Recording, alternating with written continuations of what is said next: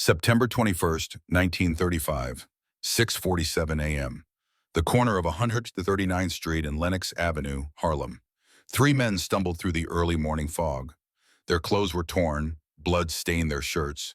Their hands were empty, no weapons, no dignity, nothing but the terror in their eyes. They walked slowly like men who'd seen something they couldn't unsee. Waiting for them, standing in front of a black Cadillac, was Dutch Schultz. Behind him stood 20 of his best men, armed and ready. The entire block was his. He controlled the Bronx, parts of Manhattan, pulled in $20 million a year from the numbers racket alone. But right now, Dutch Schultz had a problem. He'd sent 12 men into Harlem the night before. 12 armed, experienced killers with one job: kill Bumpy Johnson. Only 3 came back. "Where are the others?" Dutch asked. His voice was quiet, controlled, dangerous. The 3 men looked at each other. None of them spoke. Where are the others? Still nothing. The oldest of the 3, a man named Jimmy Keene, who'd done 15 hits for Dutch over the years, just shook his head. His hands were trembling. Dutch pulled his gun, pressed it against Jimmy's forehead. "Tell me what happened." "We can't," Jimmy whispered. "We can't talk about it." What happened in those 8 hours didn't just kill 9 men.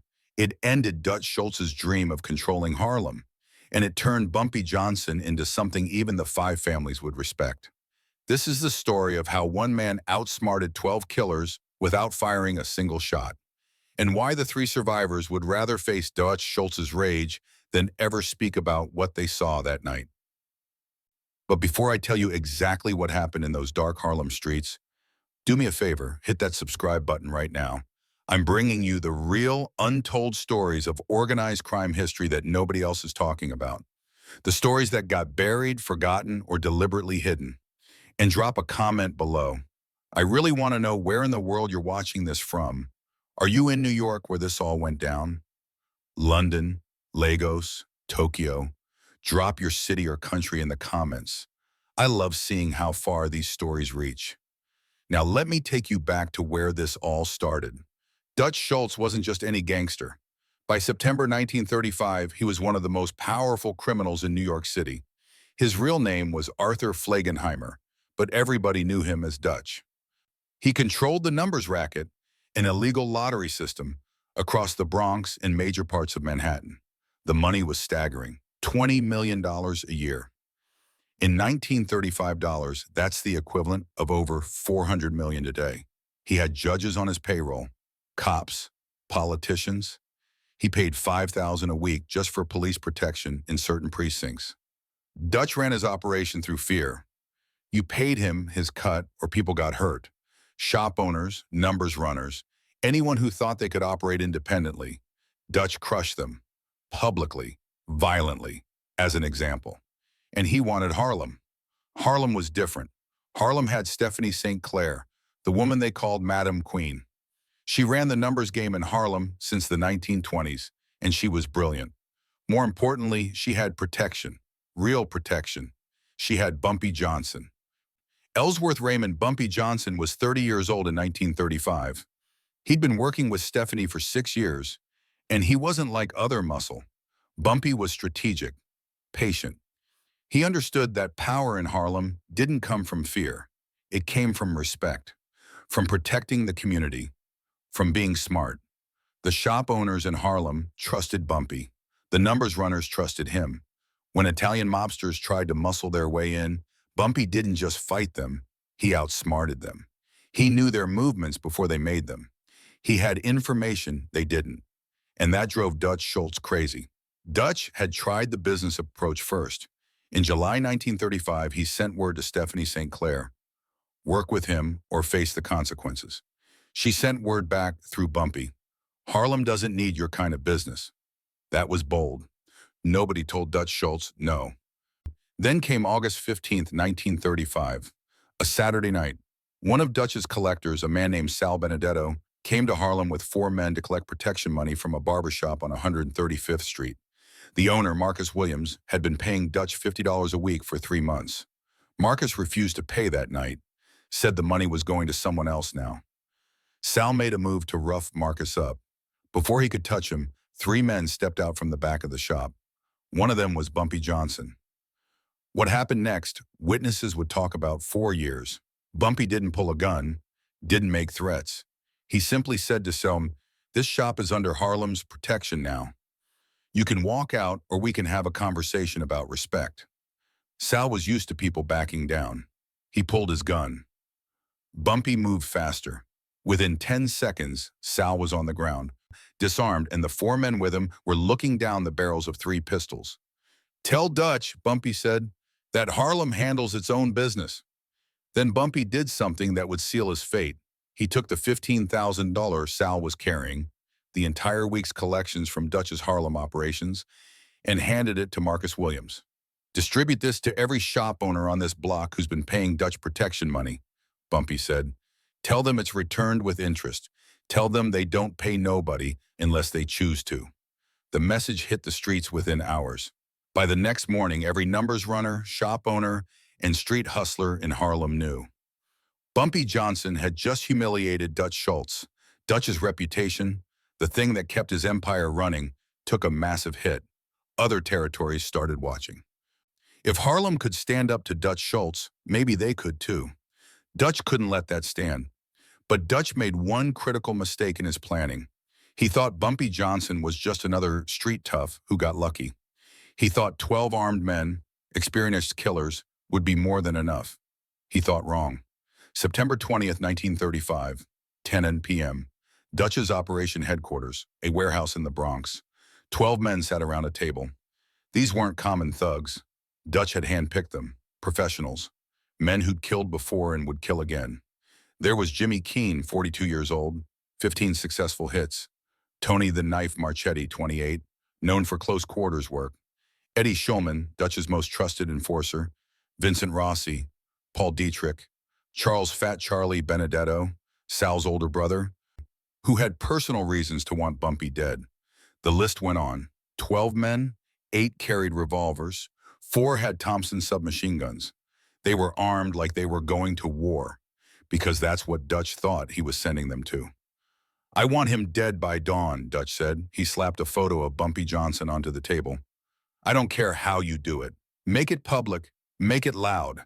I want every street hustler in Harlem to see what happens when you steal from me." He slid an envelope to each man. $8,000 now, $5,000 more when it's done.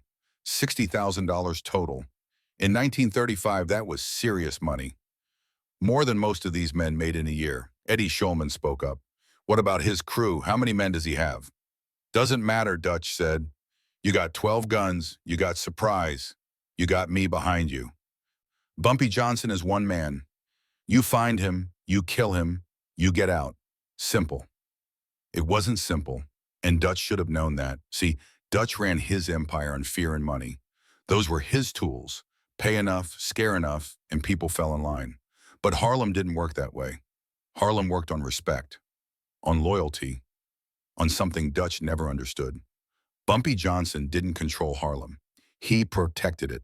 And there's a big difference. When you control something through fear, people wait for you to show weakness.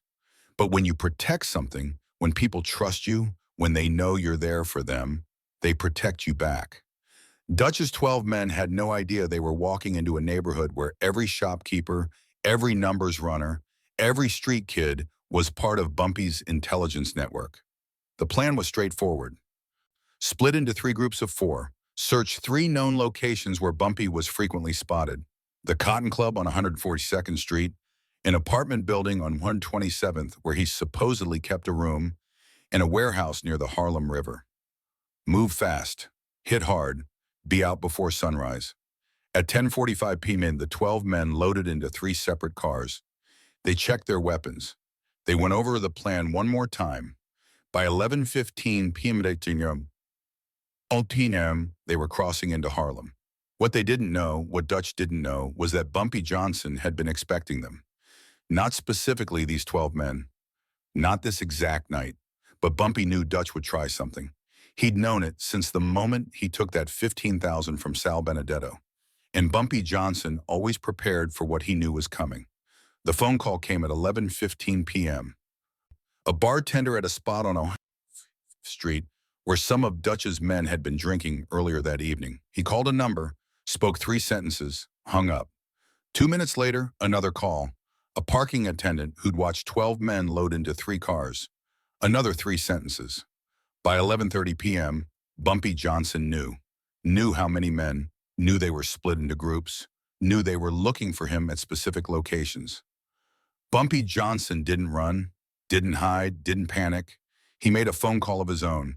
Then he set a trap that would become legendary. 11:35 p.m., an apartment on 152nd Street, 3rd floor. Bumpy Johnson sat at a table with 8 men. These weren't just his crew, they were brothers. Men who'd known Bumpy for years. Men who'd watched him protect Harlem when nobody else would. Men who would die for him, not because they were paid to, but because they believed in what he was doing. There was Willie Chess Monroe, who got his nickname because he thought 5 moves ahead. There was Big Frank Lucas, not the Frank Lucas who would later become famous. Different man, who stood 6'4" and could clear a room with just his presence. There was Raymond Thomas, Jack Monk Wilson, and 4 others. 8 men against 12. Outnumbered. Outgunned. "They're coming in 3 groups," Bumpy said. His voice was calm, matter of fact, like he was discussing the weather. "They think I'm at the Cotton Club, the apartment on 127th, or the warehouse." "Which one you want to be at?" Chess asked. "None of them," Bumpy said. "I want them to find me at all 3. The men looked at each other. Chess smiled. He understood immediately. Here's what most people don't understand about Bumpy Johnson. He didn't win fights by being the toughest or the most violent. He won by being the smartest, by understanding psychology, by knowing that fear is a weapon more powerful than any gun.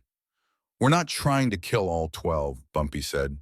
"We're trying to break them, to make them understand that Harlem isn't theirs to take." The plan was simple in concept, complex in execution. First, word went out through the neighborhood. 3 different witnesses would spot Bumpy at 3 different locations within the next hour.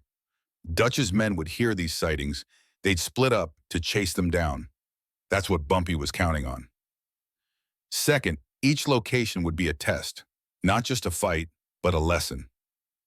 A demonstration of something these men had never faced before, a neighborhood that fought back as one.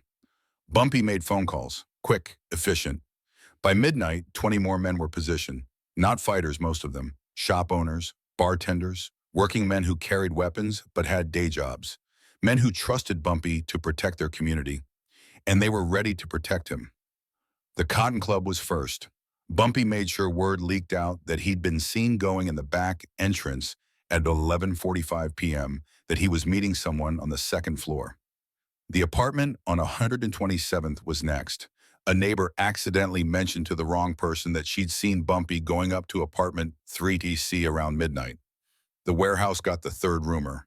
A dock worker told a story about seeing Bumpy's car parked nearby. All 3 stories were lies. Carefully constructed, deliberately leaked. Bumpy wasn't at any of those locations. He was setting up something far more dangerous. A chess game where his opponents didn't even know they were playing. At 12:30 a.m., Bumpy and his 8 men split up. 2 men at each location positioned where they could see but not be seen. The rest spread through the neighborhood, ready to move fast. "Remember," Bumpy said before they dispersed, "we're not the hunters tonight. We're teaching the hunters what happens when they hunt in Harlem." By 12:45 a.m., Dutch's men were in position, and the night truly began. 4 men approached the Cotton Club's back entrance: Jimmy Keene, Tony Marchetti, Eddie Schulman, and Paul Dietrich. They'd heard Bumpy was inside, 2nd floor, back room. The street was quiet, too quiet. "Something's wrong," Jimmy said. He'd been doing this long enough to trust his instincts. "Dutch wants this done," Eddie said. "We're doing it." They went in through the back. The door was unlocked. That should have been the first sign. The back hallway was dark, single bulb at the end, barely lighting anything. They moved carefully, guns drawn. They made it halfway down the hall when the lights went out completely. In the darkness, they heard movement. Behind them. In front of them. To the seat as Tony spun around, fired twice. The muzzle flash lit up the hallway for a split second. In that flash, he saw faces. Not just 1 or 2. 10. Maybe more. Then the real shooting started. It lasted 17 seconds. 4 guns against 10. In a narrow hallway where nobody had cover, Eddie took the first hit, shoulder. He went down. Tony tried to rush forward, toward what he thought was an exit. He made it 3 steps before bullets caught him in the chest and leg. Paul never even got a shot off.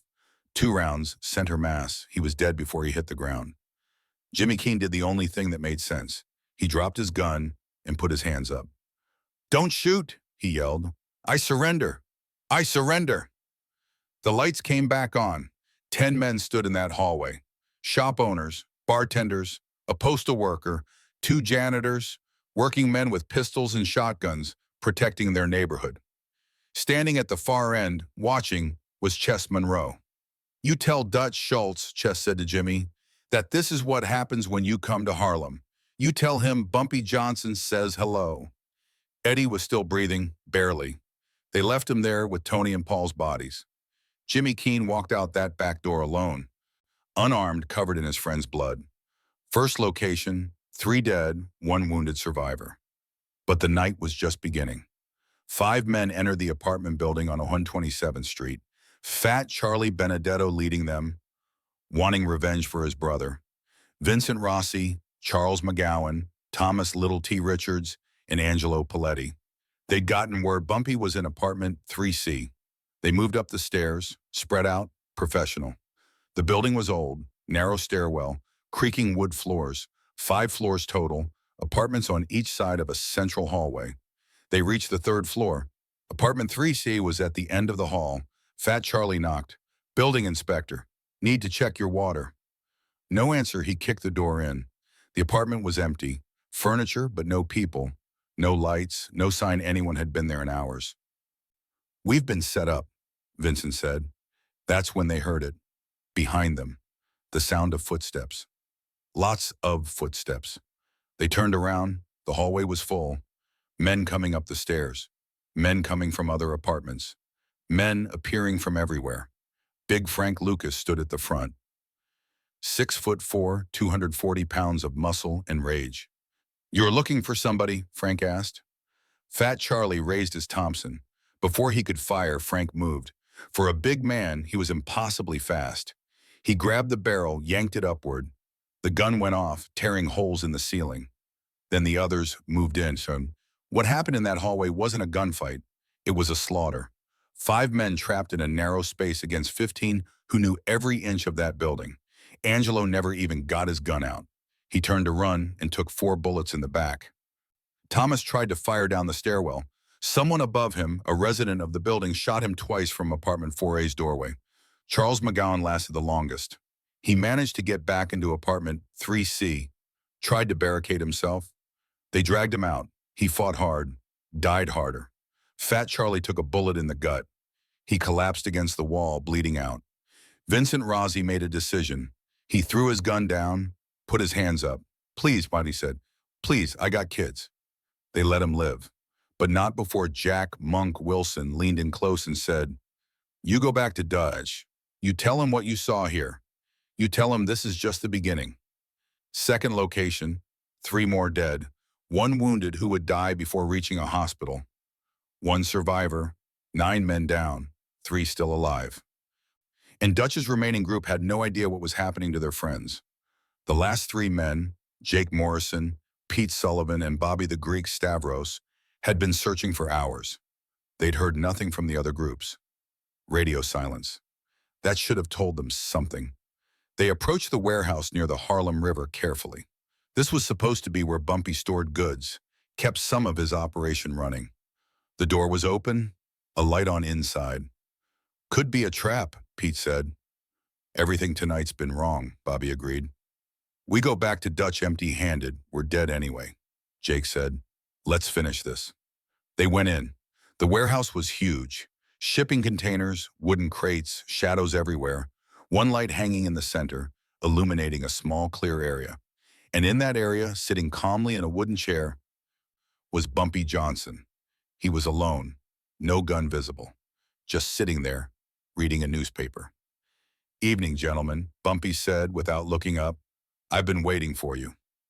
The 3 men spread out, guns raised. "Where are our friends?" Jake demanded. "Dead or dying," Bumpy said simply. He looked up. His eyes were calm. No fear, no anger, just stating a fact. 7 dead for sure. Maybe 8 by now. 2 made it out alive, but they're not going to be the same men they were this morning. Bullshit, Bobby said. You're bluffing. Am I? Bumpy folded the newspaper, stood up slowly. You boys came to Harlem thinking this was just another hit, thinking Bumpy Johnson was just another target, but you didn't understand what you were walking into. That's when the lights came on. All of them, the entire warehouse lit up, and they saw them. Dozens of men, on the catwalks above, behind the containers, in every shadow, every corner. At least 40 armed men, all pointing weapons at the 3. Bumpy Johnson wasn't alone. He was never alone. Not in Harlem. Here's what's going to happen, Bumpy said. His voice was quiet, but it carried through the entire space. You 3 are going to walk out of here. You're going to go back to Dutch Schultz, and you're going to tell him exactly what you saw. And if we don't, Jake asked, his hand was shaking on his gun, then you'll die here, right now, and your bodies will be found in the river tomorrow morning. Bumpy stepped closer. Or you can make the smart choice. Put the guns down, walk away, and never come back to Harlem again. The 3 men looked at each other, looked at the 40 guns pointed at them, looked at Bumpy Johnson. Standing there calm as Sunday morning, Pete dropped his gun first, then Bobby, then Jake. Good choice, Bumpy said. Now get out and tell Dutch Schultz that Harlem is closed for business. His business, anyway. The 3 men walked out. They didn't run, didn't look back, just walked, like men in a dream they couldn't wake up from. By dawn, the streets of Harlem knew. Word spread like fire. Bumpy Johnson had taken on 12 of Dutch Schultz's best men and crushed them. But Dutch Schultz was about to learn something that would change everything. Think about this for a second. What would you have done in Bumpy's position? Would you have run? Would you have fought Dutch's men head on? Or would you have set the trap the way Bumpy did? Drop your answer in the comments below. I want to hear your strategy.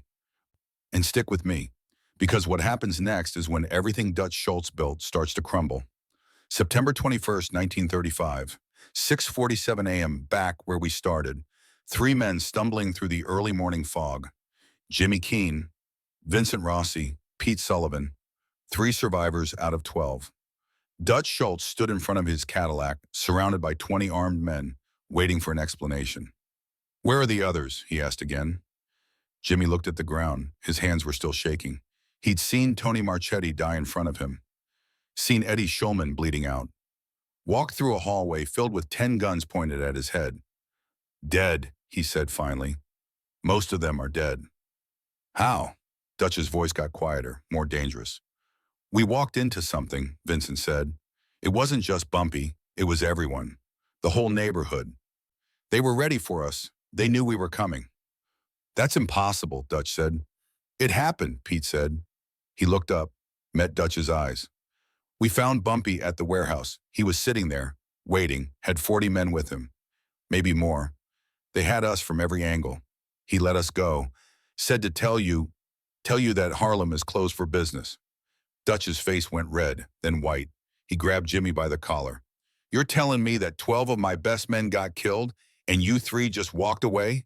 You're telling me Bumpy Johnson let you live? Yes, Jimmy said. And I ain't going back there. You can't pay me enough to go back there. Me neither, Vincent said. Dutch pulled his gun, pressed it against Jimmy's head. Tell me exactly what happened, every detail. No, Jimmy said. His voice was steady now. Fear replaced by something else. Something like certainty. You want to know what happened? Go to Harlem yourself. See what's waiting. But I ain't talking about it. I can't. Dutch could have killed them right there. Should have, maybe, by his own rules. But he didn't, because even Dutch Schultz understood what he was seeing in these men's eyes. They weren't just scared, they were broken. They'd seen something that changed them, and that scared Dutch more than anything. He let Jimmy go, holstered his gun. Get out of my sight, he said. The 3 men left. They walked away from Dutch Schultz's operation, and as far as anyone knows, never worked for another gang again. They'd been through something that made them quit the life entirely. Dutch stood there watching the sun rise over New York City. He'd lost 9 men, lost face, lost something he couldn't quite name but could feel slipping away. The cost was staggering. He'd paid out 60,000, 30,000 for the hit, 30,000 for the men's families. 9 bodies to dispose of, to explain, to hide from police. The cops were asking questions. The newspapers were already sniffing around. More than that, word was spreading. Every gangster in New York was hearing about it. The 5 families were watching. They were seeing that Dutch Schultz, the man who ran on fear and violence, had been beaten by strategy, by intelligence, by a single man who understood his community better than Dutch understood his own organization. Other territories that had been paying Dutch out of fear started reconsidering. If Harlem could stand up to Dutch, maybe they could too. Dutch's empire, built on the idea that he was untouchable, unstoppable, started to crack. But Bumpy Johnson wasn't done. What he did next would seal Dutch Schultz's fate in ways nobody expected. September 21st, 1935, 10 a.m. The same day, while Dutch was trying to figure out how to respond, Bumpy Johnson was 3 steps ahead. He didn't celebrate, didn't brag, didn't parade the victory through the streets. Instead, he called a meeting with Stephanie St. Clair at her office on 137th Street. Dutch will try again, Stephanie said. Men like him don't accept defeat. No, Bumpy said. Dutch is done with Harlem, but we need to be ready for whoever comes next. Here's what Bumpy understood that most people didn't. Last night wasn't really about Dutch Schultz. It was about sending a message to every crime organization in New York. Harlem wasn't territory to be taken. Harlem was a community that protected itself. Over the next week, Bumpy did something brilliant. He didn't just strengthen his own position. He built bridges. He reached out to Lucky Luciano, head of the most powerful Italian crime family in New York, sent word through intermediaries. Harlem handles its own business. We're not looking for war. We're not expanding. But we're not allowing anyone to take what's ours either. Lucky Luciano, unlike Dutch Schultz, was smart enough to see the value in that. He understood that trying to force his way into Harlem would cost more than it was worth. Better to have Bumpy as a neutral party than an enemy. Bumpy made similar arrangements with the other families, established respect, demonstrated that intelligence and strategy could coexist with strength. Within 2 weeks, Bumpy Johnson had accomplished something remarkable. He'd turned a defensive victory into political capital. Harlem's independence was now recognized by the major players in New York's criminal underworld. But Dutch Schultz never got the chance to learn from his mistake. On October 23, 1935, exactly 1 month and 2 days after sending 12 men to kill Bumpy Johnson, Dutch Schultz walked into the Palace Chop House in Newark, New Jersey. He was there for a meeting, a business dinner with his accountant and 2 associates. At 10:15 p.m., 2 men walked in with guns. They weren't sent by Bumpy Johnson. They were sent by Lucky Luciano and the Commission, the governing body of New York's Italian crime families. Dutch had become too much of a liability, too violent, too unpredictable, too much of a target for law enforcement. The IRS had been investigating Dutch for tax evasion. He owed $71,000 in back taxes. In a fit of desperation and anger, Dutch had proposed killing the special prosecutor handling his case. The commission said no. You don't kill federal prosecutors. That brings heat nobody wants. Dutch planned to do it anyway, so the commission decided Dutch had to go. He was shot 4 times, once in the chest, once in the abdomen, twice in the shoulder. He survived the initial attack and was taken to Newark City Hospital. For 20 hours, Dutch Schultz lay dying, drifting in and out of consciousness. The police stationed a stenographer by his bed to record anything he said. What came out was rambling, incoherent, fever-dream sentences that would become famous. "A boy has never wept nor dashed 1,000 Kim," he muttered. "You can play jacks, and girls do that with a softball and do tricks with it." Nonsense, the ravings of a dying man. But at one point, right before he died, he said something clear. Oh, dog biscuit. And when he is happy, he doesn't get snappy. On October 24th, 1935, at 8:35 p.m., Dutch Schultz died. He was 33 years old, the man who'd controlled a $20 million empire, who'd thought he could take Harlem by force, who'd sent 12 men to kill one man, died broken, in debt, and abandoned by the very organization he'd tried to dominate. His territory was divided up among the 5 families. Lucky Luciano took control of most of the numbers racket. Other operations were parceled out to various crews, but nobody took Harlem. Harlem remained independent, under Bumpy Johnson's protection, under a system based on respect, not fear. And the message was clear to everyone in the underworld. Intelligence beats violence, strategy beats strength, and community loyalty beats hired guns. Always. The 3 survivors, Jimmy Keene, Vincent Rossi, and Pete Sullivan, disappeared from organized crime entirely. Years later, a reporter tracked down Jimmy Keene, living under a different name in Pennsylvania. The reporter asked about that night, about what happened in Harlem. Jimmy just shook his head. "Some things you don't talk about," he said. "Some things you just live with." He died in 1968, taking whatever he saw that night to his grave. Vincent Rossi moved to California, became a dock worker, never spoke about his past. Pete Sullivan died in 1942, fighting in World War II. The war, some people said, was probably easier than facing Bumpy Johnson. The night of September 20th, 1930, changed everything for Bumpy Johnson. Before that night, he was known in Harlem, respected by the community, feared by those who knew what he could do. After that night, he became a legend. The story spread beyond Harlem, beyond New York. It became the kind of story gangsters told each other in whispers, the kind of story that made young hustlers rethink their approach to power. Dutch Schultz sent 12 men to kill Bumpy Johnson. Only 3 made it back, and they refused to talk about what happened. That sentence alone carried power. For the rest of his life, and Bumpy would live until 1968, dying of a heart attack at age 62, he would be treated with a level of respect that few in the criminal underworld ever achieved. The 5 families knew his name. They knew not to push him. They knew that Harlem was different because of him. More importantly, Harlem knew. The community understood that Bumpy wasn't just protecting his territory or his profits. He was protecting them, their businesses, their families, their right to live without being crushed by outside forces. That's the part of the story most people miss. Yes, Bumpy Johnson was a criminal. Yes, he ran the numbers. He dealt in illegal activities. He hurt people who needed hurting.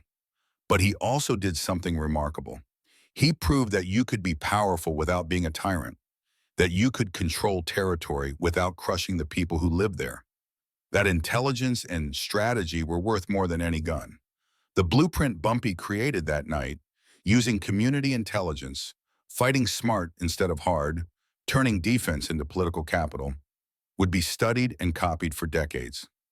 Frank Lucas, the real Frank Lucas who would become famous in the 1960s and 70s, learned directly from Bumpy. He learned that the key to lasting power wasn't fear, it was respect. Even today, the story endures, because it's not just about gangsters and violence. It's about understanding power, real power. Real power doesn't come from having the biggest gun or the most money or the meanest reputation. Real power comes from intelligence, from understanding people, from building something that lasts not because people fear you, but because they believe in what you're protecting. Bumpy Johnson understood that at age 30. Dutch Schultz never understood it at all. And that's why one of them became a legend and the other died broke, rambling, and alone in a hospital bed. So here's my question for you. What would you have done in Bumpy's position? Would you have run when you heard 12 armed men were coming for you? Would you have tried to fight them head on?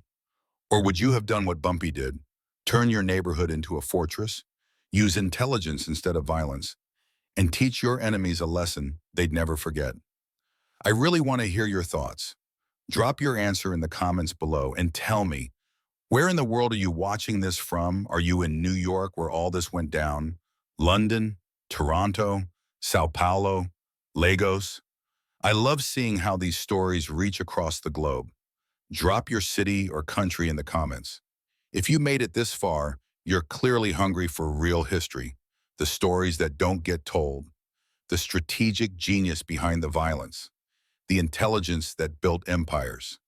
Hit that subscribe button right now. I've got more stories coming. Stories about the real operators who changed organized crime forever. Not just the violence, but the brilliance, the strategy, the moves that made history. Next time, we're diving into the story of how Bumpy Johnson saved Carlo Gambino's life and what the most powerful mob boss in America did to repay that debt. Until then, remember, intelligence always beats violence, strategy always beats strength, and community loyalty beats everything.